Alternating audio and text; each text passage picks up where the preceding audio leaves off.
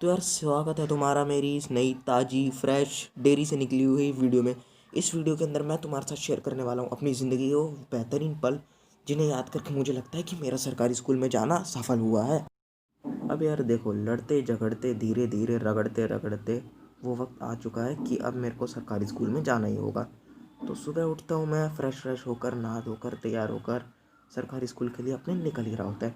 अब वो सुबह जो होती है मेरी ज़िंदगी में उथल पुथल कर देती है, क्योंकि मेरा भी सपना रहता है कि मैं सरकारी स्कूल में अगर जाऊंगा तो उन बिगड़ैल बच्चों की तरह नहीं रहूँगा जो गुटखा सिगरेट दारू वारू, खैर वो तो मैं आज भी नहीं करता हूँ, पर मैं तुमको बता रहा हूँ कि मैं कभी नहीं करूँगा। ये सब मैं सोचता हूँ, और ना ही मैं कभी बंक मारूंगा, अपना होमवर्क पूरा रखूँगा। ये सब मेरे इमेजिनेशन होती है। पर जिस दिन मैं क्लास के अंदर पहले दिन ही घुसा तो कहते हैं मेरे अंदर ये था कि लड़ाई वड़ाई होगी, आपस में बच्चे लड़ाई वड़ाई करते हैं, पर रियलिटी इससे अलग। टीचर को घंटा भी फर्क नहीं पड़ रहा कि क्लास में चल क्या रहा है। मेरे पीछे बैठा हुआ लड़का, बताओ, गुटखा मसल रहा है। एकदम इन्होंने वक्त बदल दिया, जज्बात बदल दिए। खराब है भाई, कहाँ पे आया हुआ है तू? ये तो देख स्कूल है। पर सरकारी स्कूल के बच्चों को घंटा भी नहीं फर्क पड़ रहा था उस समय। मैं ऐसी बात सभी बच्चों की बात नहीं कर रहा हूँ, मैं कुछ बच्चों की बात कर रहा हूँ जो जादू के प्लेनेट से आए हैं, जिनकी गिनती इंसानों के बीच में नहीं होती है। कौन है ये लोग? कहां से आते हैं ये?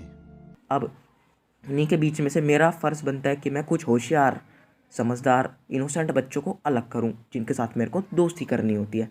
अब धीरे धीरे करके मेरी दोस्ती होती है मेरे एक अजीब नाम के दोस्त से, जो कि खैर दूसरे सेक्शन का था, पर वो सेपरेट करके हमारे क्लास में बैठा दिए जाते थे फर्स्ट टर्म के बाद।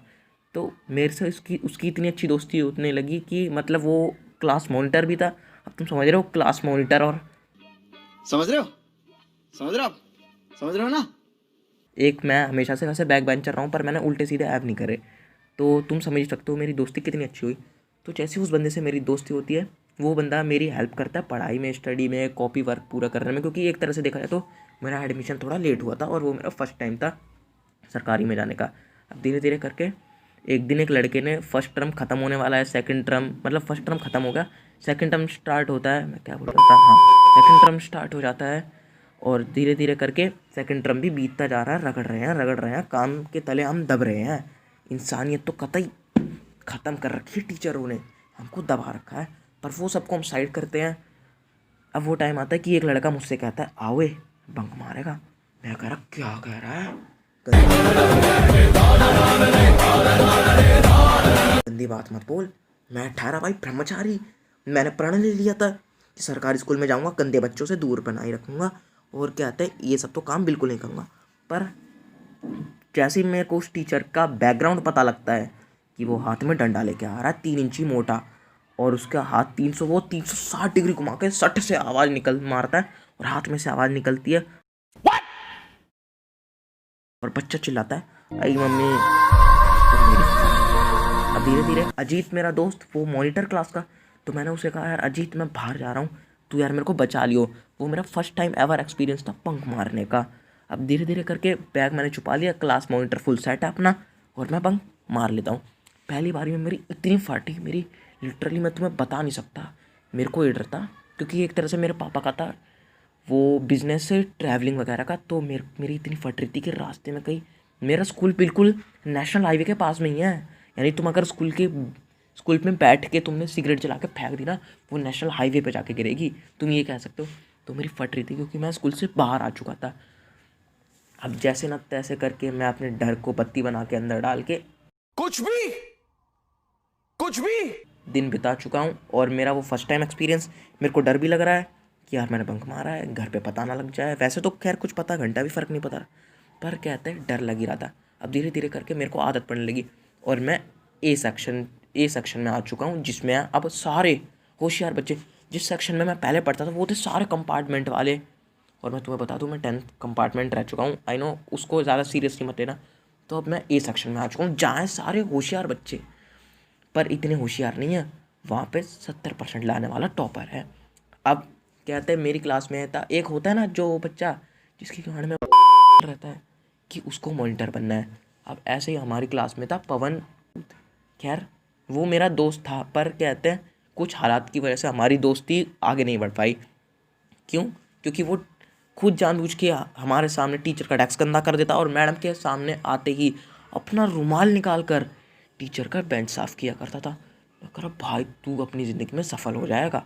पहले मेरे को ऐसा लगने लगा, पर एक दिन उसने मेरी चुगली कर दी मैडम से कि मैं भगता हूँ। उस दिन मैंने कहा या तो आज तेरा लास्ट दिन होगा या मेरा लास्ट दिन होगा, डिटरमाइन। ऐसा मैंने उसे कुछ नहीं कहा। मैंने उसका बैग लिया और खिड़की में से मैंने ग्राउंड में फेंक दिया। क्योंकि मैडम ने मेरे को धमकी दी थी रेस्टिगेट कर देने की। तो अब मेरा फ़र्ज़ बनता है कि मैं उस लड़के को परेशान करूं जो उसने पाप करे हैं। वो तो बात पुरानी हो गई कि मैं शरीफ हुआ करता था एक दिन, वो पुरानी बात हो गई। तो मैंने उसका बैग खिड़की से फेंक दिया। अब वो लड़का आता है मेरे को माँ की वगैरह की सबकी गाली देता है। होता नहीं है सरकारी स्कूलों का। अब ढंग दिखने लगा मेरे को उस लड़के का। पर तुम्हारा भाई खड़ा हुआ, वो लड़का मेरे नाक तक आता था। अगर वो अपने बाल खड़े कर लेना सिर के तो मेरे नाक तक आता था, कहीं और के मैं समझना। कुछ भी और गलती से उसने मेरा कॉलर पकड़ लिया। खैर वो छोटा सा और मेरा उसने कॉलर पकड़ लिया। मैंने मजाक में उसे एक चाटा मार दिया और वो मजाक में टैक्स से बाहर गिर जाता है। अब उसकी और मेरी लड़ाई होने लग गई। पर खैर वो बात भी है, अब मैं भी सरकारी स्कूल का बच्चा हूँ। हमने भी थोड़ा गाली शुरू कर दी। और क्लास का जो अब मॉनिटर है 12th A में, वो था अनूप। आज भी वो मेरा बेस्ट फ्रेंड है और हाई होप वो बंदा भी ये वीडियो देख रहा हो। और लिटरली तुम मानोगे नहीं, अनूप ने पूरी मेरी साइड ली। अब कहते हैं धीरे धीरे अनूप और मेरी दोस्ती होने लगी। क्योंकि हाँ, क्लास के अंदर हर स्कूल के अंदर ये रहता है ना ज़्यादातर कि डेस्क पे 2 ही बच्चे बैठते हैं, उससे ज़्यादा नहीं।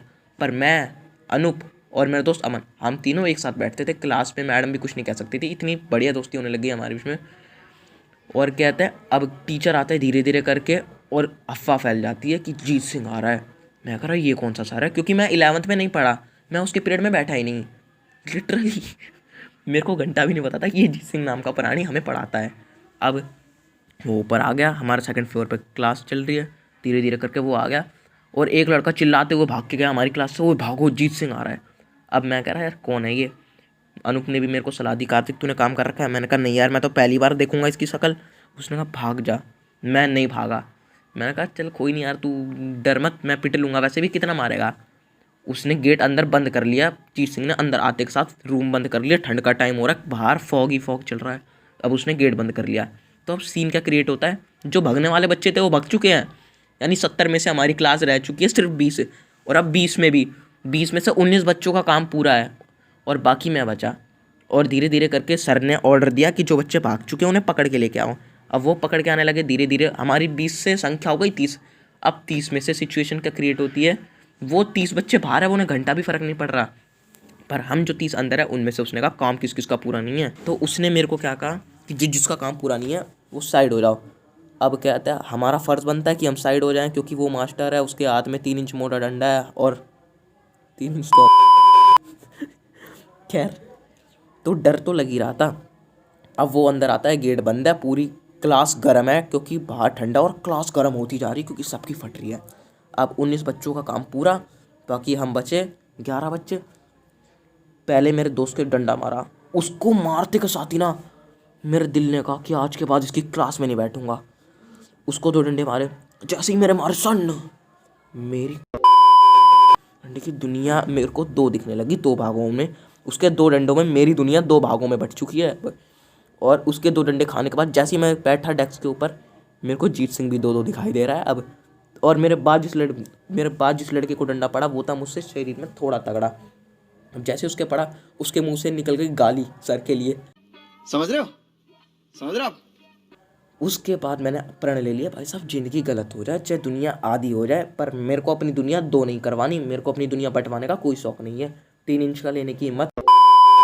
तो मैं आज के बाद उसकी क्लास में नहीं बैठा।